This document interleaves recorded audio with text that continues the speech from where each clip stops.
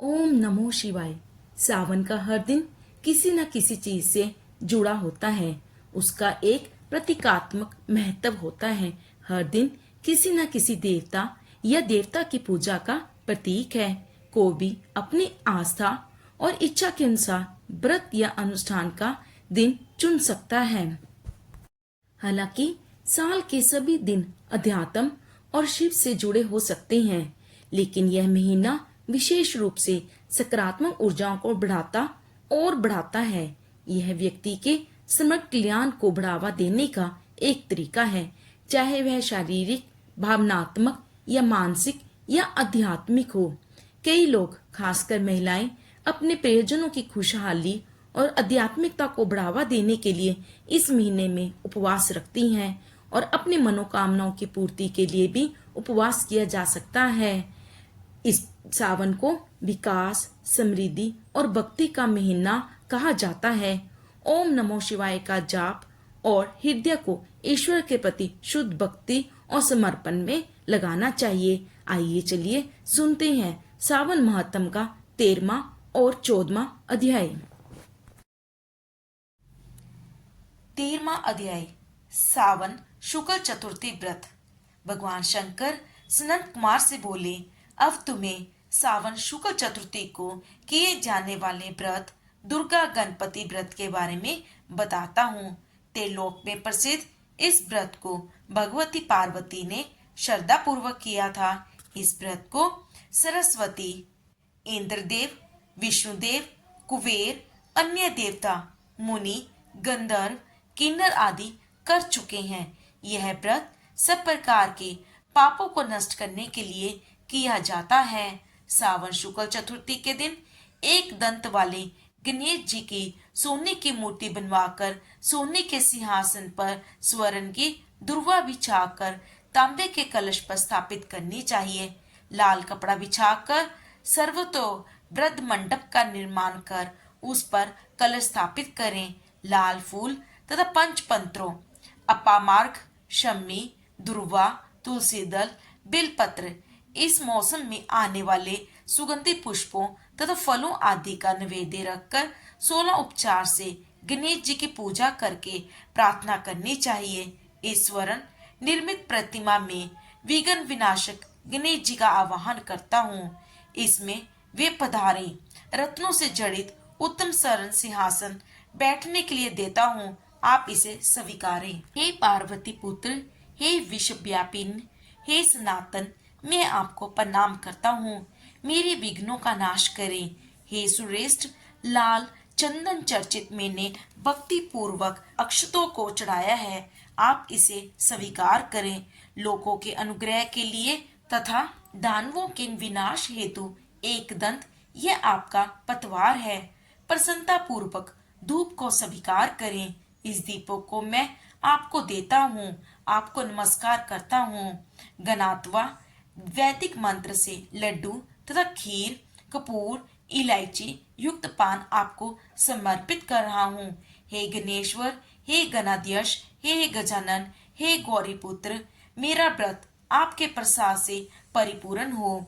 जो प्राणी 5 वर्ष तक व्रत कर उद्यापन करता है, वह अपने मनवांछित पदार्थों तथा वस्तुओं को प्राप्त कर लेता है और अंत में देह त्याग कर मेरे लोक को प्राप्त करता है। यदि इस व्रत को कोई 3 वर्ष तक करे तो उसे सब सिद्धियां प्राप्त हो जाती हैं और अंत में मेरे लोक में जाता है। इस उत्तम व्रत को जो प्राणी उद्यापन के बिना करता है, तब तो यथाविधि पूरा व्रत करने पर भी उसका व्रत निष्फल हो जाता है। उद्यापन अवश्य करना चाहिए। उद्यापन के दिन तिलों का जल में मिलाकर स्नान करना चाहिए। फिर गणेश जी की एक पल या आधा पल या चौथाई पल की स्वर्ण की प्रतियां बनवाकर उसको पंचगव्य द्वारा स्नान कराकर दुर्वा से पूजा करनी चाहिए। निम्नलिखित मंत्रों द्वारा पूजन करना चाहिए।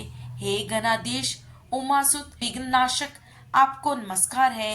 हे विनायक, हे ईश पुत्र, हे सर्व सिद्धि प्रदायक, हे हेम वक्त, हे मुष्क वाहन, हे कुमार गुरु, आपको नमस्कार है। उपरोक्त सभी नामों से अलग अलग पूजन करना चाहिए। पहले दिन अधिवासन करना चाहिए, दूसरे दिन प्रातः काल हवन करना चाहिए। ग्रह होम कर दुर्वा तथा लड्डू से प्रधान होम करना चाहिए। दुब तथा लड्डू के प्रदान होम के बाद पूर्ण आहुति करके आचार्य आदि ब्राह्मणों का पूजन करना चाहिए। अपनी समर्थ्य के अनुसार अधिक दूध देने वाली गाय बछड़े सहित दान करनी चाहिए। ऐसा व्रत करने से मनुष्य अपनी सभी कामनाओं की पूर्ति कर सकता है। मैं अपने प्रिय पुत्र के व्रत करने वाले को सभी सुख प्रदान करता हूँ, अंत में सदगति प्रदान करता हूँ। इस प्रकार श्री स्कंद पुराण के अंतर्गत ईश्वर संत कुमार संवाद में श्रावण मास महात्म्य में दुर्वा गणपति व्रत कथा नामक 13वां अध्याय पूर्ण हुआ। 14वां अध्याय नाग पंचमी व्रत। भगवान शंकर ने सनत कुमार से कहा, अब मैं तुम्हें श्रावण शुक्ल पंचमी को किए जाने वाले व्रत नाग पंचमी व्रत के बारे में बताता हूँ, ध्यान पूर्वक सुनो। साधक को चाहिए कि वह एक दिन पहले केवल एक समय भोजन करे। पंचमी वाले दिन स्वर्ण या रजत निर्मित नाग लेकर नक्त व्रत करना चाहिए। नक्त व्रत रख कर बढ़ई या कुम्हार से 5 फलों वाला नाग बनवाकर उसकी पूजा करनी चाहिए। अपने घर के मुख्य द्वार के दोनों तरफ गोबर से 5 फलों का नाग बनवाकर कटोरे में दूध रखकर उसकी धूप, दीप, गंध, अक्षत, करवीर, मालती, चमेली तथा चंपा के फूलों से पूजा करनी चाहिए। ब्राह्मणों को शुद्ध घी के लड्डू तथा खीर का भोजन करवाना चाहिए। कालिया नाग, तक्षक नाग, शंखपाल, वासुकी, शेषनाग, पद्मनाग आदि नागों को हल्दी व चंदन से दीवार पर बनवाकर तथा नाग माता क्रुदु को भी अंकित कर पुष्पों से पूजा करनी चाहिए। पूजन के पश्चात घी और खांड मिलाकर उनको दूध पिलाना चाहिए। उस दिन लोहे की कढ़ाई में पकवान बनाने वर्जित हैं। गेहूं तथा दूध की खीर बनाकर भुने चने, धान का लावा और भुने जौ नाग को देने चाहिए और स्वयं भी उपरोक्त वस्तुओं का भोजन करना चाहिए। परिवार वालों को भी भोजन में यही वस्तुएं देनी चाहिए। सांपों की बाबी के पास गान वाद्य द्वारा उत्सव मनाना चाहिए। ऐसा करने वाले मनुष्यों को जीवन भर कभी सर्प डसने का भय नहीं रहता। सर्प के दर्शन करने से ही मनुष्य अधोगति को प्राप्त होता है। सर्प तमोगुणी होता है। विधि पूर्वक ब्राह्मण सहित नाग का निर्माण कर पूजा करनी चाहिए। इस तरह 12 महीनों की शुक्ल पक्ष की पंचमी का व्रत करना चाहिए। वर्ष की समाप्ति पर शुक्ल पक्ष पंचमी को फिर से नागों का पूजन करना चाहिए। श्री नारायण जो सब स्थानों पर स्थित है, सब वस्तुओं को प्रदान करने की क्षमता रखते हैं। जो अपराजित हैं, उनको स्मरण कर निमन वचन कहने चाहिए।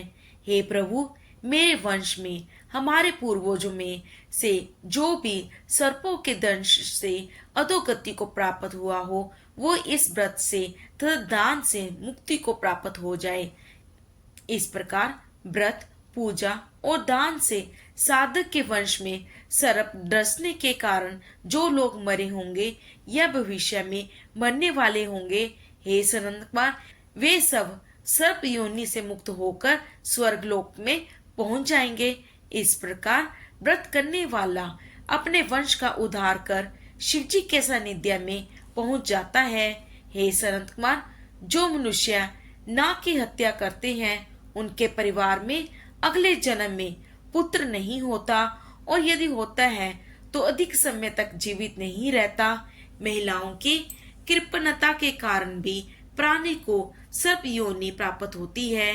जो दूसरों की अपमानत हजम कर जाते हैं, वे भी सर्प योनि में जाते हैं। जो प्राणी विभिन्न कारणों से सर्प योनि में चले जाते हैं, उनके उद्धार का एकमात्र रास्ता नाग पंचमी का व्रत ही है। जो प्राणी नाग पंचमी का व्रत तथा नाग पूजा करते हैं, उनकी भलाई के लिए नागों के स्वामी शेषनाग और वासुकी नाग भगवान विष्णु से और भगवान शंकर से हाथ जोड़कर प्रार्थना करते हैं। शेषनाग और बासुकी नाग की प्रार्थना पर भगवान विष्णु और भगवान शंकर उन लोगों की सब मनोकामनाएं पूर्ण करते हैं। वे प्राणी नागलोक में अनेक तरह के भोगों को भोग कर अंत में वैकुंठ को जाते हैं। इस प्रकार श्री स्कंद पुराण के अंतर्गत ईश्वर सनत कुमार संवाद में श्रावण मास महात्म्य में नाग पंचमी व्रत कथन नामक 14वां अध्याय पूर्ण हुआ। शिव शंकर भगवान की जय, माता पार्वती की जय, बोलो हर हर महादेव।